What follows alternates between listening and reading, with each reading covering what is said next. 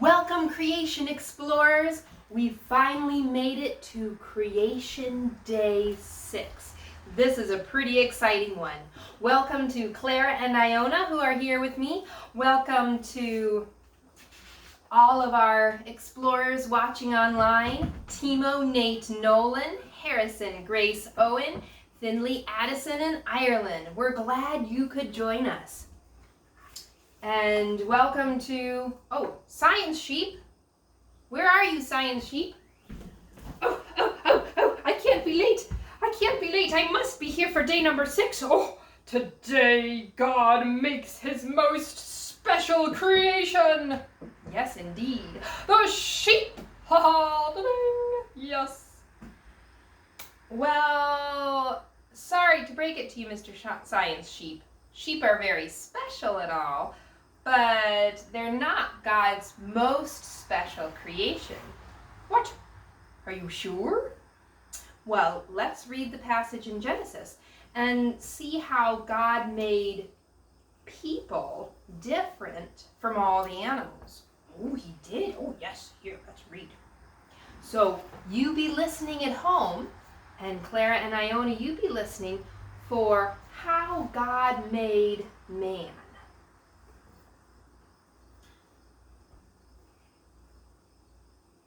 Then God said, "Let us make man in our image, after our likeness, and let them have dominion over the fish of the sea, and over the birds of the heavens, and over the livestock, and over all the earth, and over every creeping thing that creeps on the earth." So God created man in his own image. In the image of God he created him. Male and female he created them. And God blessed them. And God said to them, "Be fruitful and multiply, fill the earth and subdue it, and have dominion over the fish of the sea, and over the birds of the heavens, and over every living thing that moves on the earth." Well, that is pretty exciting. So, what did God... but we need to back up a little bit, because God didn't just make people.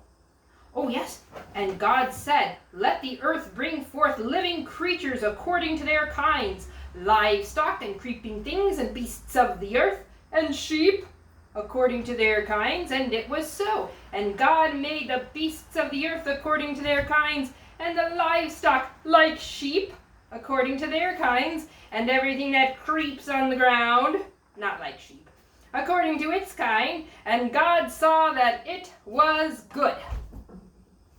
Yes, even the creeping things were good. We have a creeping thing here that I would like to show you in a little while. But first, let's see if you heard what was different about how God created man and woman. Do you have any ideas, Claire and Iona? I do. What's your idea, Iona? With his image. God created them in his image, and he created them to have dominion. So let's talk about image just a little bit. An image is like a reflection in a mirror, or like a picture, or like a statue of something. So people were made to show what God is like. And God gave them a special job. They were to be his special appointed rulers over all of the plants and animals that God had made on earth. So people are kind of like royal princes and princesses over the earth. Ooh, wow, I will be your loyal subject, royal science explorers. Thank you, Science Sheep. And sheep are pretty important to God's plan too, as you may have read about in the creation, the fall, and the promise. Oh yes, isn't God called the Good Shepherd?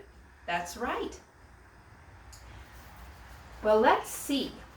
Adam had a special job to do after God created the animals, one thing that God had him do was to give names to the animals. Let's read a little bit over in Genesis chapter 2.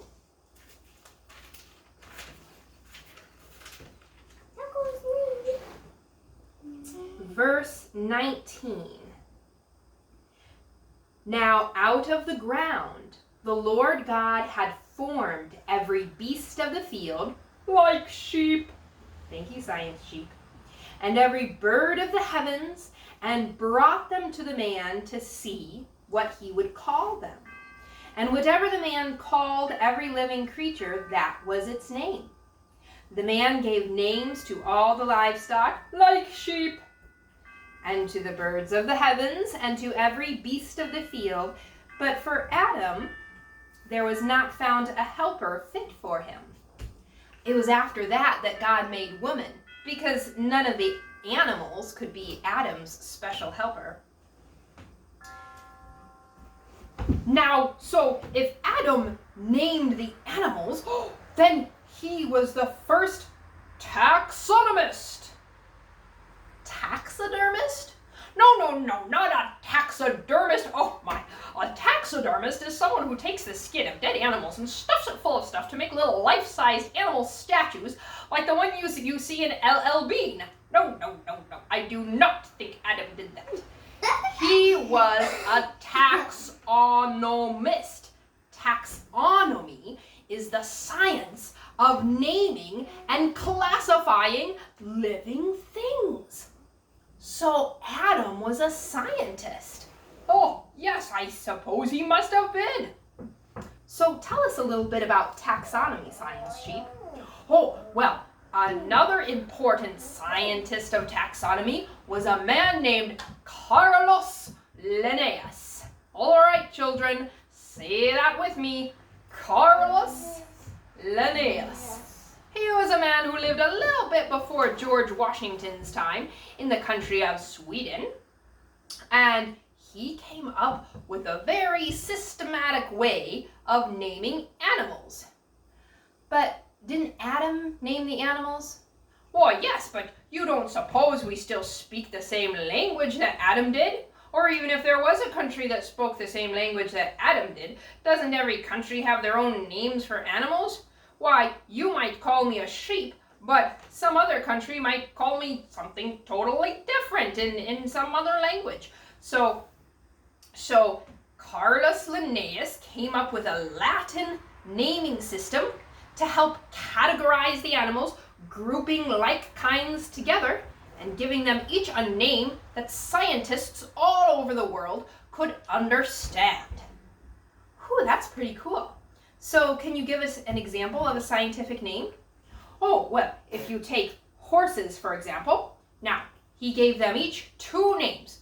The first name tells what kind of animals are grouped together, and the second name tells that specific species. So a horse is Equus caballus. Can you say that? Equus caballus. Now, a similar animal to a horse would be, see if you can guess it. Something like a horse, except it lives in the wild, and it has black and white stripes. Zebra. A zebra. Zebra. A zebra is called Equus quagga. Can you say that? Equus quagga. Equus quagga. Now, notice both the horse and the zebra, their name starts with equus because they are quite similar creatures, but then they have different species names. I wonder if you students at home have a favorite animal. Do you like horses or maybe dogs or cats? It might be a fun activity to look up on the internet and see what the scientific Latin name for your animal is. Then you can sound quite intelligent when someone asks you what your favorite animal is, and you say, oh, I really like Glaucomus sabrinus, which, by the way, is a flying squirrel. That's one of my favorite animals. Well, our activity today is a taxonomy activity.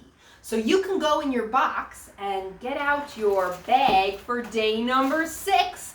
This should be a fun one. Clara and Iona, would you like to help me with this? Yes. Come on up.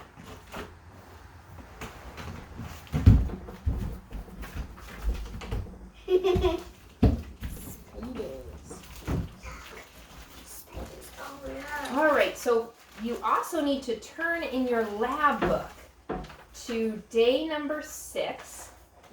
And at the end of day number 6, there's an animal sorting guide. Can you hold that up so everyone can see it, Clara?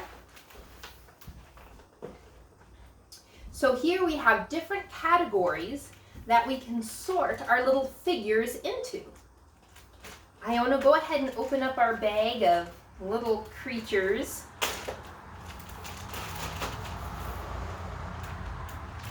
And dump them out on the table there so you and Clara can see them. I saw a blue ball. See? Now hold up some of the creatures so that the students can see what some of them would be like. Here's a few of the creatures. So what would be an example of an people. insect? Can each of you find an insect? This is an insect And how do you know that's an insect? because it has 3 legs on each side. Yep, 3 legs on each side as well as 2 antennae. Can you find an insect, Iona? What about that one?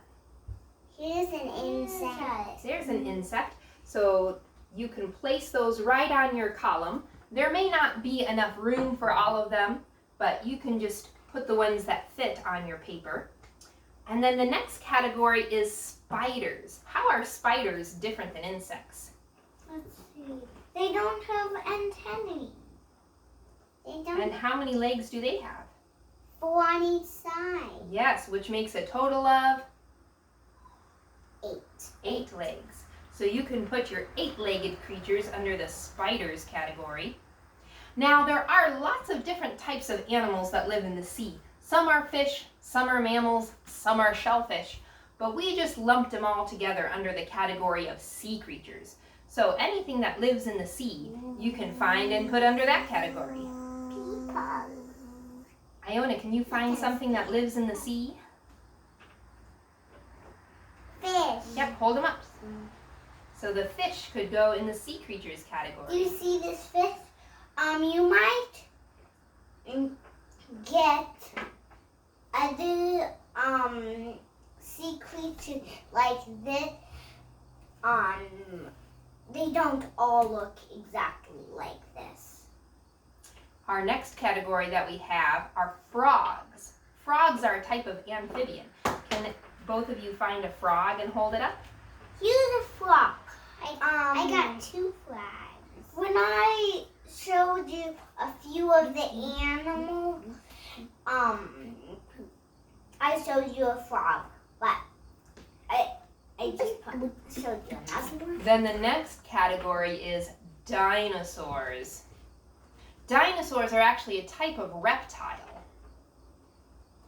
Can you find a dinosaur in your bag of stuff? Here's a dinosaur.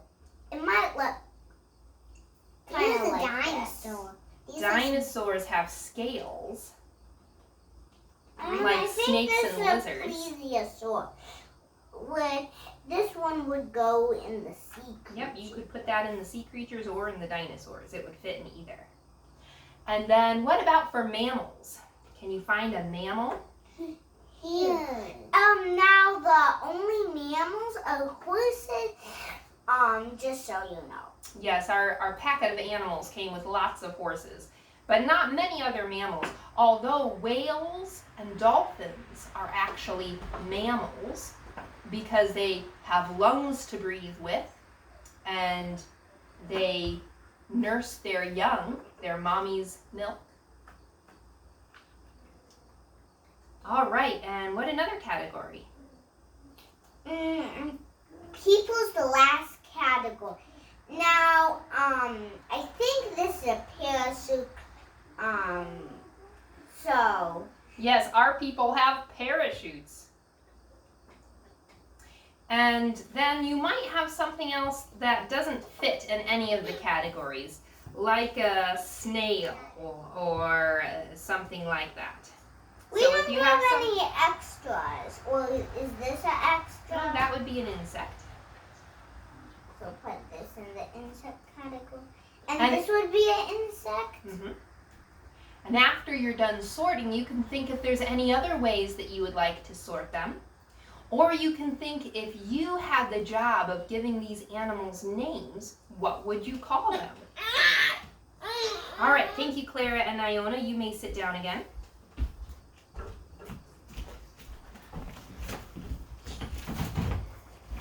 Mommy, that makes it kind of messed up. It's okay. Now, I did want to show you a creeping thing, since the Bible talks about creeping things. This is the caterpillar of a monarch butterfly. Whoa. Yeah, let's see if you can see him there.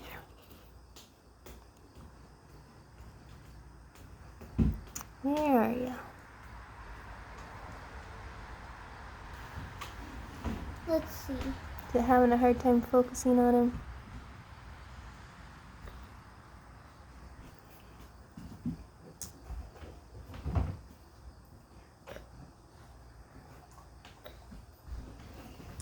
And I have him in this little creature container. You have one of these for day 7 in your box of Creation VBS supplies. And I show him to you because on day number 7, we're actually going to talk a little bit about caterpillars and chrysalis. So this week, go ahead and get out your day 7 gift and see if you can find one of these monarch caterpillars. They're always found on milkweed plants. So if you have any milkweed in your area, you might be able to find one. If not, you can simply have fun with your little creature catcher and put other creeping things to look at it. Just be careful not to leave it in the sun with anything in it, or it will get too hot and your insect will die. And also, if you collect an insect and you don't know what type of food it eats, make sure to release it after a couple hours so it can go find its food. But if you find a monarch caterpillar and you have milkweed near at hand that you can feed it, you can keep it in your creature collector and you can watch it turn into a chrysalis and then into a butterfly. We'll talk more about that next week. Well, creation explorers, rejoice that God made you in His image and made you royal creation princes and princesses. Go in peace. See you next time.